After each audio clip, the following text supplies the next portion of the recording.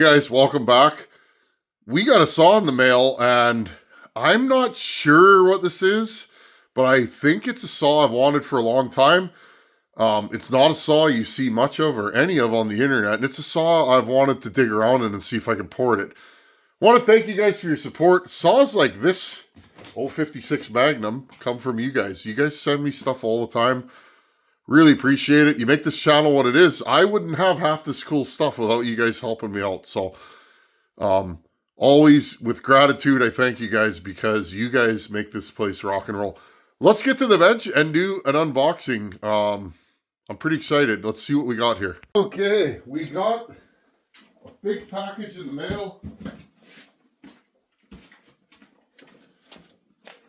Ba-boom. Don't know what it is. I can only assume. I'm guessing it's a power saw. And let's grab us a knife. I've been meaning to bring this one out. My buddy Wayne, I got this from my buddy Wayne. Wayne was a good man. He passed, well, I guess it's many years ago now. And I think of him when I run this knife. This package came from Mr. Lincoln Edward. Lincoln has sent us a saw before, and I thank you, buddy. He's from the BC area, and if I ever get to BC, friends, I've been trying to get there for my whole life. I'd like to go and see Buchan and the family there one of these days, but if I ever get out there, I'd like to bring my truck so that I can buy up saws, because that's like Graceland for saw nuts. There is saws, absolutely everywhere in BC. Okay, well, I see what he did. So we get rid of this one. I'll throw this on the ground here. There we go. We'll just. So Lincoln has a habit of sending me big, nasty saws. And I'm pretty sure I know what this is. And if it is what I think it is, these are the saws that started my channel. My channel was just kind of trucking along.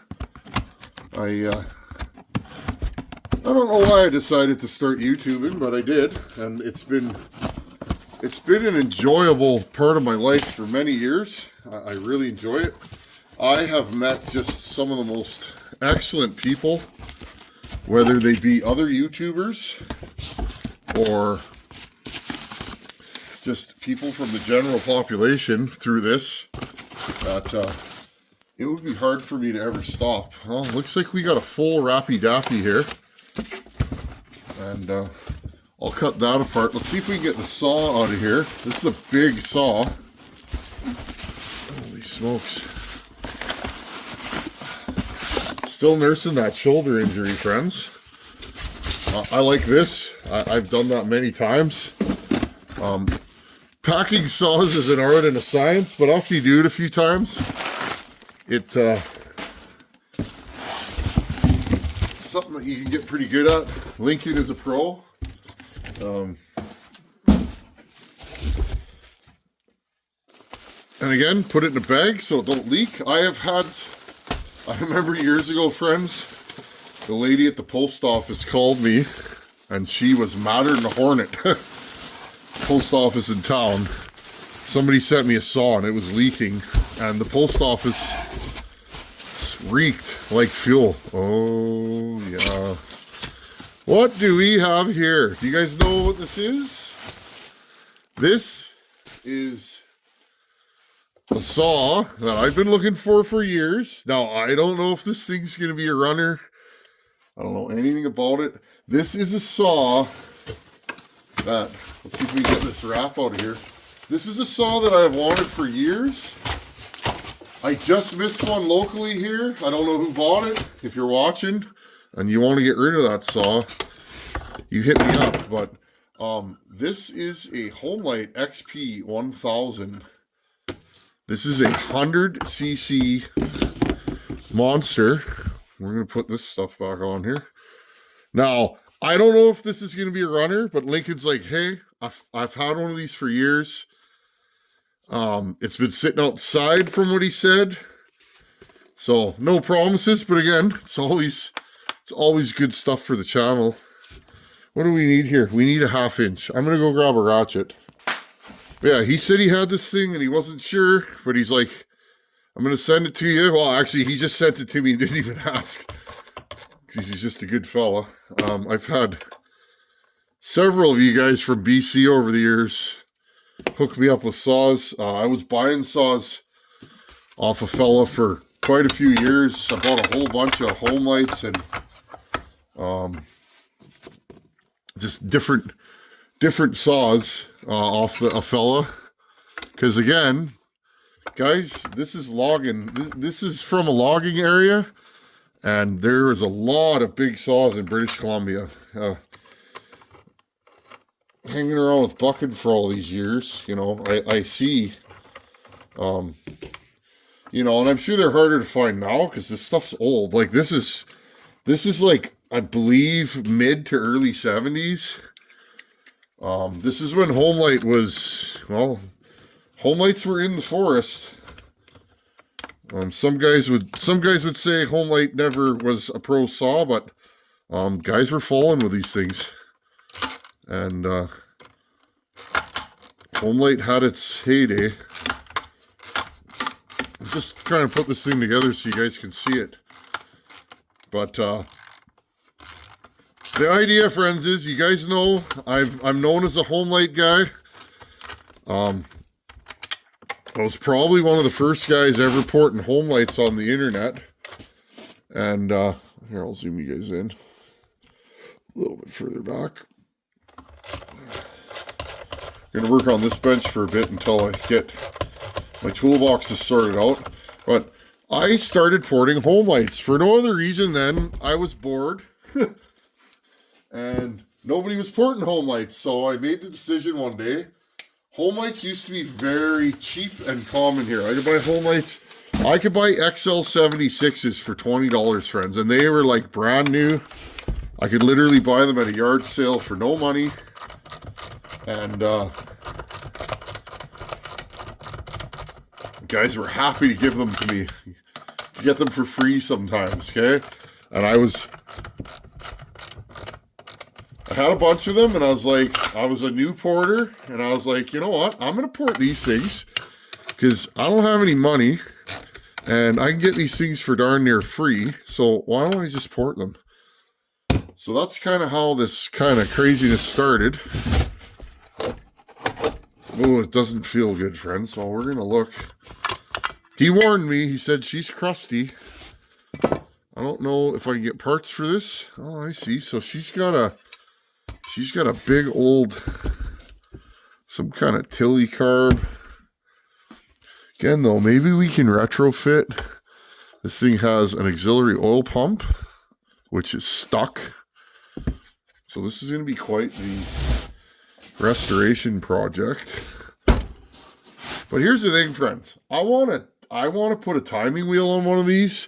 You guys know I have ported XL76s, and I've also ported, I did a 922 for Bucking. That's 77 cc's. That one was pretty strong. I think the 76 was a little crazier for what it was, but that 922 was strong.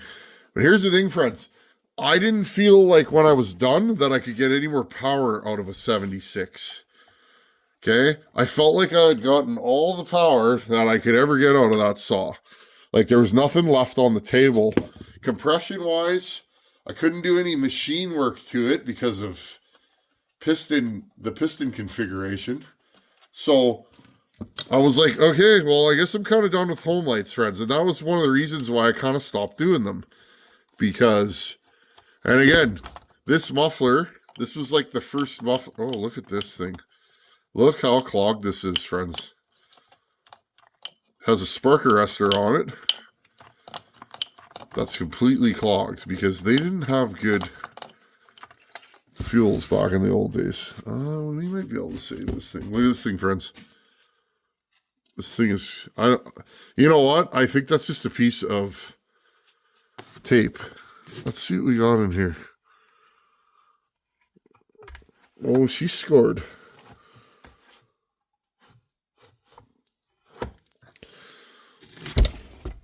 Okay, well, since we're just putt skiing around, you guys got a couple minutes? I'm curious. Let's take the choke off. Here, part spin here. We're not going to work on this right away, although we might. I bet you money I can get this thing running again. I don't know if I can get a piston. Anybody know where to get a piston for one of these? I could probably take this thing apart, and I just want to see here. Oh, okay. Let me grab a different size socket. But yeah, anyways, friends, I was kind of rambling on there. This is a 100cc power saw. Okay? This is a big saw. Now, it's heavy. This is a 25-pound power head probably, so it's not something you're going to want to sling around. Because let's be honest, those old-timers, those guys were men. I'm a boy. Okay, those old loggers that slung these things around, those guys meant business. But I wonder, friends, what kind of power can I get out of this thing? Pretty sure this is a reed saw. We're going to find out real quick here. I've never looked at one of these. I've never been under the hood. We could probably bolt a different carb to it. And indeed, friends, this is a reed saw. And it's got the same style reed as the other Homelites. Well, let's just pull this right off here. Okay, old school Tillotson. We could probably modify this carb. I do have carb kits for these, so we can probably get this thing running. Pretty sure I have these gaskets in my spares. Here, friends, let's just, I'm pretty sure, well, let's find out.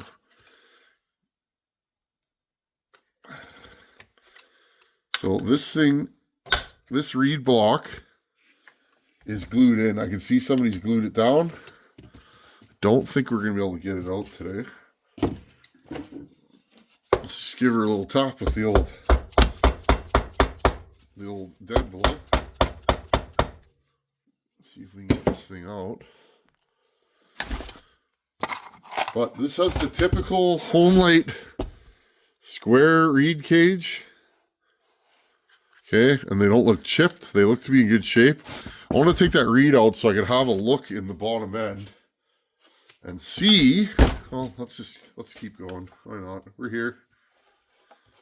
Everything seems loose on this. Lincoln, this thing's cool, buddy. I know some of you guys might laugh. Some of the saws I have, and I'm interested in old junk like this. I like old stuff. Even when I bought my Harley, friends, I'm still looking for a shovel head. I'm probably going to have a shovel head one of these days.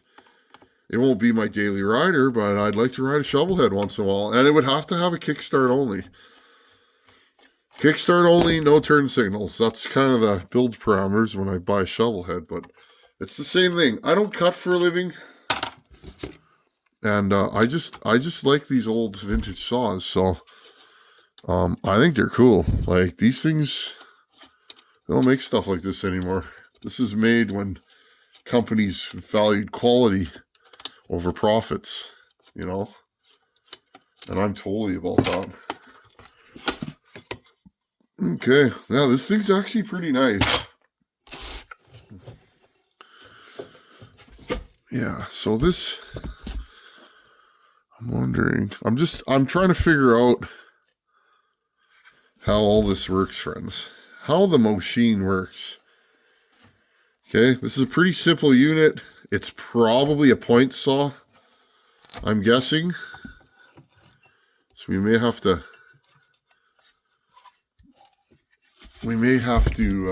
you know, figure that out. Just looking here. Cylinder doesn't look horrible. This thing has triple transfers. I don't know if you guys can see in there. It has 3 transfer ports per side. Chrome looks good. Yeah, friends, we could probably unstick this ring. I'm thinking likely that's what I'm going to do. I'd like to know how to get this reed cage off, though. Give me a second here, friends. There we go. I just took a punch and just gave her a little tap. There. That's what we want to see. Okay, and I can remake all these gaskets. I'm not concerned about that. Again, here's your reed block. Usually you can bowl through them. Okay, we can tune these reeds.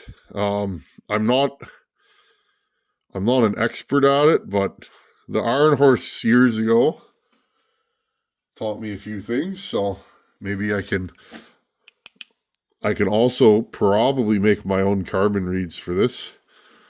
I just want to look in the bottom end. So yeah, the piston is scored. I can see it right here, friends.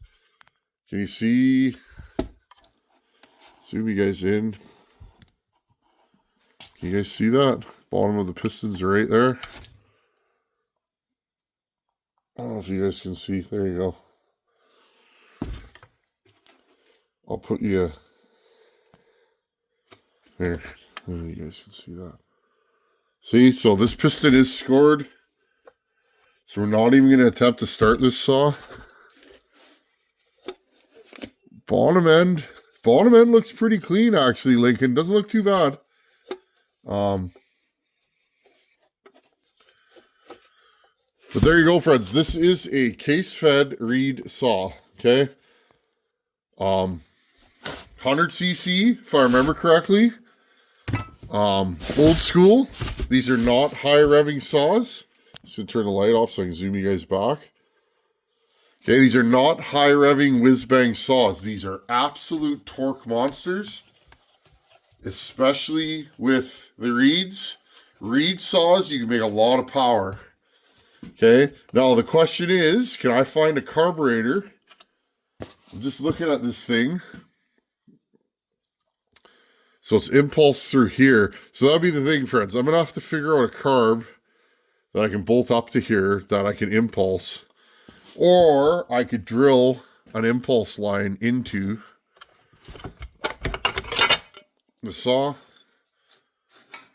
Clutch drum's not super worn. It's got some wear on it, though. It's got the guide plates. That's good. Clutch feels good. So, I mean, there's no reason why a fella couldn't make a go of this saw. And I mean, some people would say, why bother? Well, because I'm the Tin Man, and this is what we do here. And I mean, look, you put a little oil on this thing.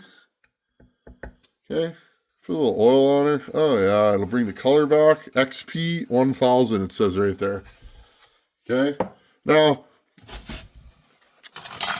I would just like to build this saw because, well, bucket stock's gonna come around the corner in about 6 months.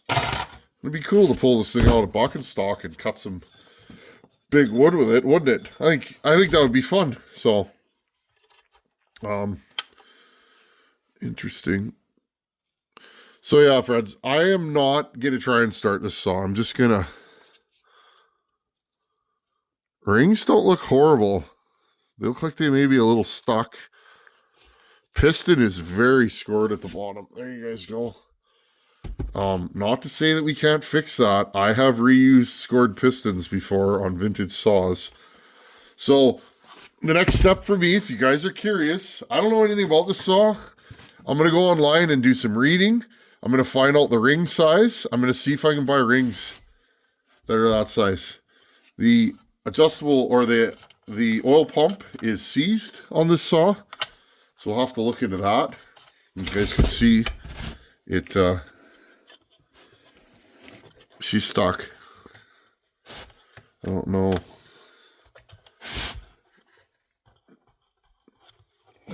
Feels like it's stuck at the back here. There we go. Need a little schmo on there. Hold on. Okay, guys, already I got this freed up. This actually just put a little 2-stroke oil in there and just worked it back and forth. Like I said, friends, whether I can resurrect this saw or not, still cool to have. And I could really dig into this thing. I could put a timing wheel on it. I will do some research, find out, is there a piston available? I highly doubt it, but maybe a piston from something else will fit in here. Like I said, this piston is horribly scored. This cylinder might be no good. I mean, I've seen worse, friends. I have.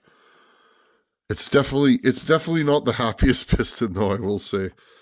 It is scored. Rings look like they're probably stuck.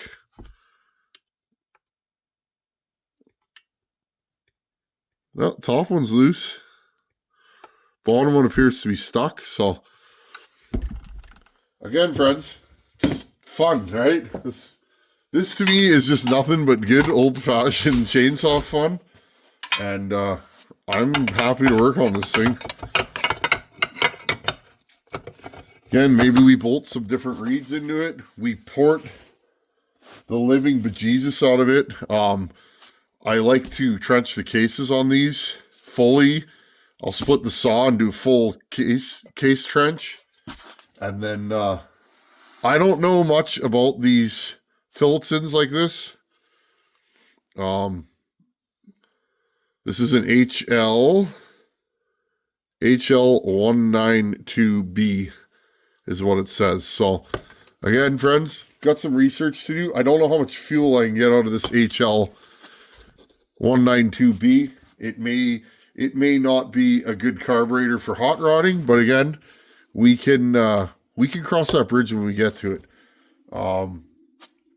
This style flange, I might be able to mount a dirt bike carb to here. So be fun just to see if I get this thing running and then put a timing wheel on it. Because again, friends, even if this saw isn't the saw, okay, and I can't rebuild it, I could still time it and see what the cylinder looks like and then go from there.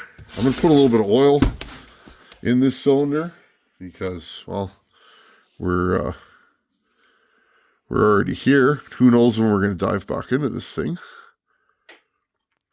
But this is a nice saw. I'm pretty sure Lincoln sent me that 2101. The one that Mr. Sizemore has. Because I'm 98% sure that he sent me that saw as well. That saw wasn't supposed to be a runner and it turned out to be one. So I'm in your debt, buddy. That's pretty cool that you did that for me. And we'll just put a little more oil in there. Just want to pickle this thing, you know, just, oh, it already turns over nicer.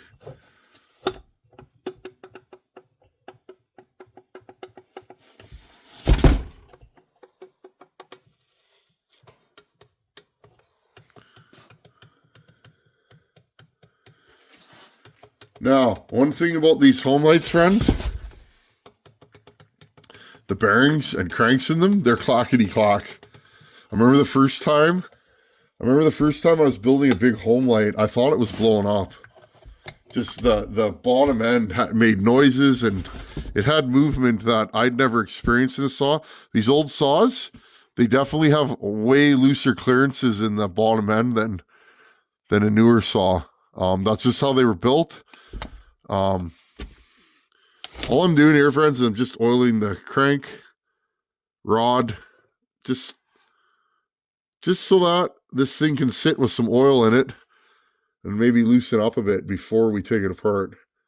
Just dripping 2-stroke oil on there, right into the bearings, and already this thing feels nicer to turn over.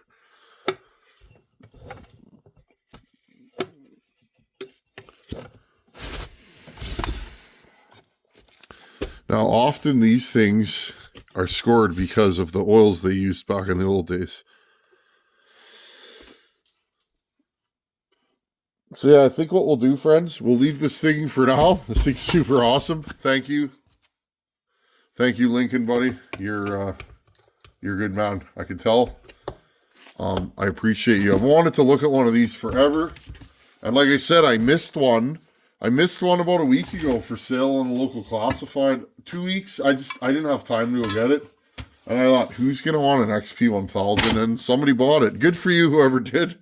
You got a good eye, or a horrible eye, I guess, depending on how you look at it. But Anyhow, Lincoln, thank you, buddy. This thing's super cool.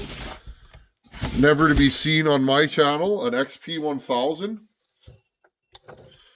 This is one of the biggest Homelites ever made. And definitely the biggest old one, I believe. This is the oldest vintage saw they ever made. So, anyhow, friends, thanks for watching. Take her easy. Later.